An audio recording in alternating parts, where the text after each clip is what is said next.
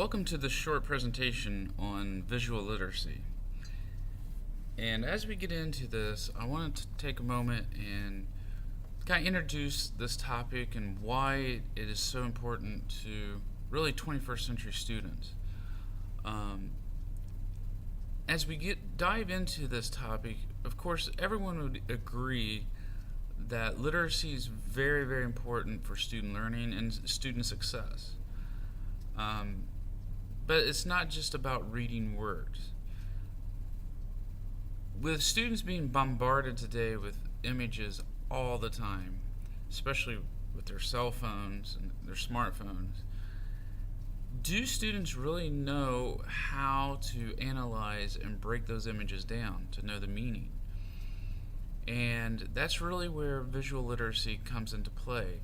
So not only is it important for a student to know how to read, it's also important for students to know how to break down, analyze, and really get to the meaning of images. A lot of our state tests and really national tests anymore not only have words that they have to read, but they also have charts and graphs, and students need to know how to analyze those charts and graphs and break it down. And so that's what we're going to be looking at.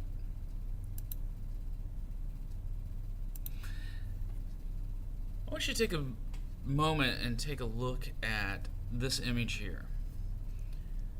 What is the hidden message? Now, many of your companies pay their PR groups and advertising agencies a lot of money to come up with creative ways to get people's attention and to get people to buy their product. And that can be said also with what they do visually. So after taking a look at this image, what is the hidden message?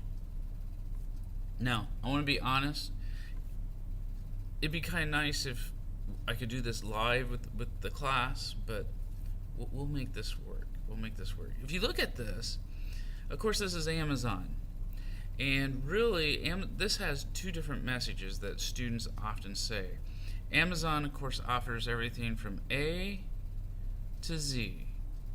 Or, as others have said, because Amazon offers everything from A to Z, it puts a smile on your face. And so, you have hidden messages there. What about this next one? It takes a moment, but if you look at the Bronx Zoo, notice in the giraffe you can see the Bronx skyline in the image here of the animals. Kind of a creative advertisement for the Bronx Zoo. What about this one? Now, a lot of students will say, oh, they're hugging each other, they're close together. I guess you could make that argument. But if you look closely, if you look between the K and the I, sideways here is a Hershey Kiss sideways. And so they've hidden the product within the name. How about this one? Of course, this is the Atlanta Falcons. If you look closely, though, the Falcon creates an F for the Falcon. Again, just another hidden message. Now, these are some pretty basic ones that we've looked at, but I really want you to pay attention to these next three. I really like these three.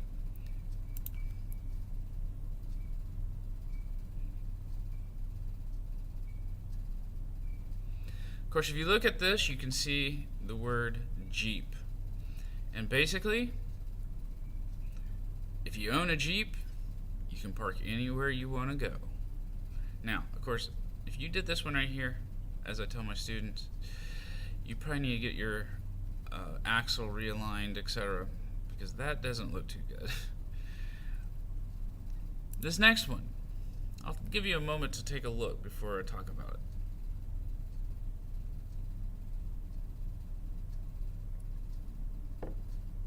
Now, this was at a mall in Minneapolis.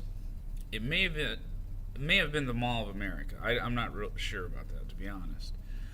But if you take a look, notice this is for Frontline, and they've got this huge picture of the dog scratching, and the people walking over are the fleas. And of course, get them off your dog. And so this is their flea preventative medication that they're trying to sell. Very creative. And then the last one I want to show you, it took two companies, and again, a lot of money to make this one.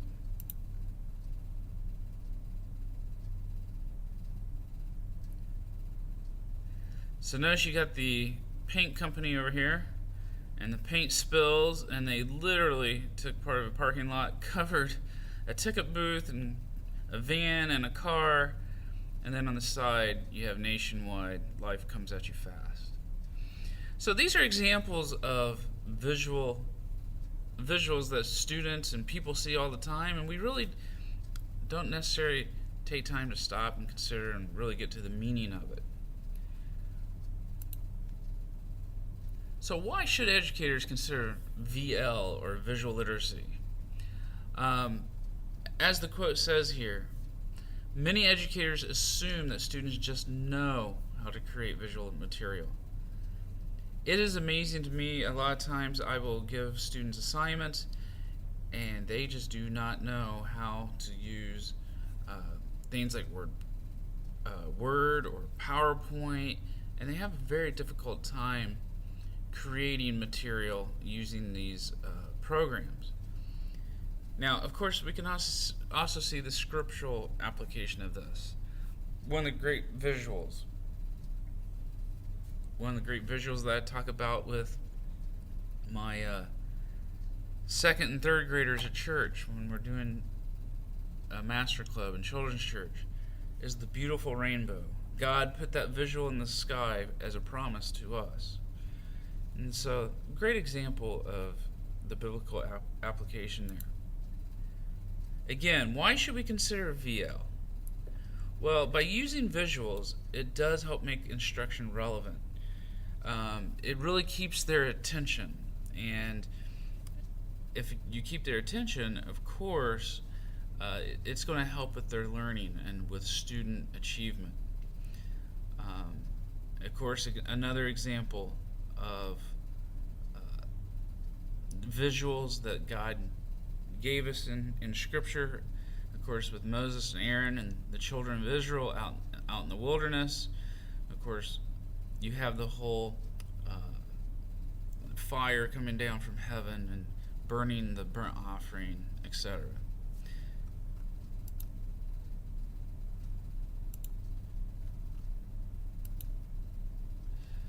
Two aspects of teaching VL. First of all, you have the mechanical component. These are the tools to help master visual literacy. And then you have the conceptual framework.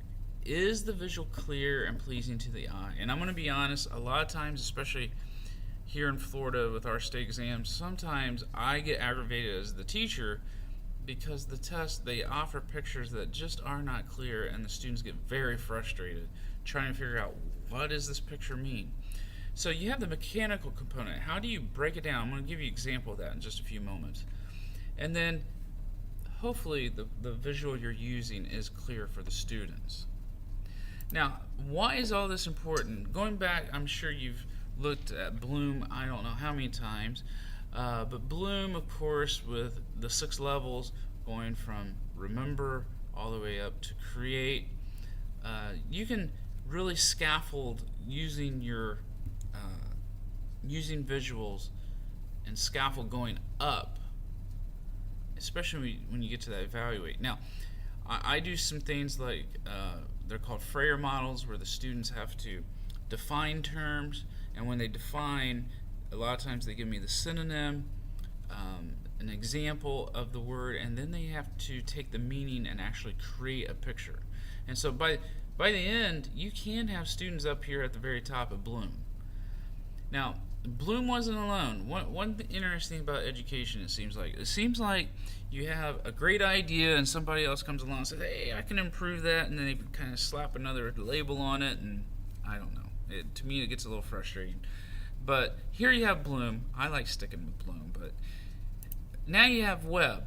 And here in Florida, Webb is what we use to create our state test. It's called Webb's Depth of Knowledge. And he took Bloom's 6 and made it 4. And on our state exams, we test from level 1 to 3. Recall, skill concept, strategic thinking. Level 4 is not on the test because if you notice, it says design, create. And on a state test, you're not going to create, let's say, a poster or a portfolio or something in that nature. So we used levels 1 through 3. And you can see here examples of by quadrant of what you can do for these 4 different levels.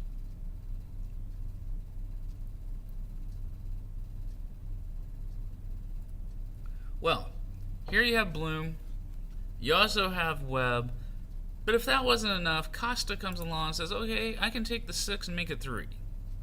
And if you're familiar with Avid, Avid is a wonderful program to help students get ready for college, especially your middle tier students, basically your C student, to help them with their organization skills and help them to prepare for college. But Costa took it and he said, okay, level 1's on the page. You can literally put your finger right on the word and that's where the information is. That's a level 1. Level 2 is between the lines. You have to use some inference. It's there, but it's not. And so, as it says, it's from the book and your brain. Whereas top level is off the page, coming straight from your brain. Okay, this is where you can do if, then, judge, evaluate, etc. And so you may see a lot of times a teacher will say, okay, what level? Is it level 1, 2, or 3?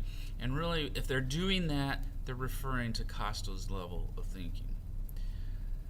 Well, how you do this? Well, here's a picture, wonderful picture here. And what I do, and this one has already got this crease down the middle, unfortunately. But when I show students an image like this, I will have them mentally break the image into quadrants. And I start low. I will say, okay, in the bottom left quadrant on your paper, I want you to write down every object. Don't tell me what you think you see, but every object you see. And they'll write hat, rope, breastplate, stool, a book. And that's what you do. You start low, you start at the bottom, and then you go middle. And you next question, once you've done all 4 quadrants, talk about it, you can say, okay, who do you think these people are? And they can give you thoughts of who they are. Eventually, they'll come around to realizing, oh, these are the pilgrims. And you can tell that by the hat and the little buckle on the shoes, etc. And then you can ask, well, what do you think this is? And eventually, they'll realize, oh, it's the Mayflower Compact. And then also, you can talk about other factors. Why was it important? Well, eventually you can talk about how it was the first written form of government in what would become the United States of America. And why do we know this document's important? And here it's a little difficult, but when you're in a classroom and you're projecting this up on a projector, this part up here is very dark. And you can see the light coming from above, and you'll notice this part's very light. And there is meaning to that, and the students will even say, oh, they're getting this inspiration from God to write the Mayflower. And then I will take that and we will actually read the Mayflower Compact together. And then I can sit there and we can talk about all kinds of different things. Once we look at the picture and then back to the document, I'll have them look at the names, and eventually they'll see. Now, on this one, this came from a website. On many copies of the Mayflower Compact, you will see in front of some of the names Sir, and of course that Sir distinguishes and lets them know that they're kind of the wealthy, the upper class. If they don't have sir, like this group here, they're probably the indentured servants that came over with the pilgrims. And so you can talk about that. And then the other thing you can talk about is looking at the visual, and they'll come to realize, oh, there are no females who signed the Mayflower Compact. And you have a whole discussion there about the role of women during this time period. So that's one way you can use visual literacy. Another one I like using, and of course I'm social studies, but there's a great website out there called the Living Room Candidate, and it has stored all political ads since 1952, and I have them go through and we'll watch the ads in government, and they'll give me what the issue was, the tone, the message, and then they have this over here to a reflection. What are your thoughts about that ad? And so that's another way that you can use visual literacy. And this one, actually, you're using Gardner's multiple intelligence with this, because it's not just visual. You're using audio and reflecting, etc., metacognition there. Okay, so some suggestions to consider when using VL. How are images used in your discipline? Images used in social studies like I teach compared to math are going to be different. So how do you use them? What kind of images does your discipline use?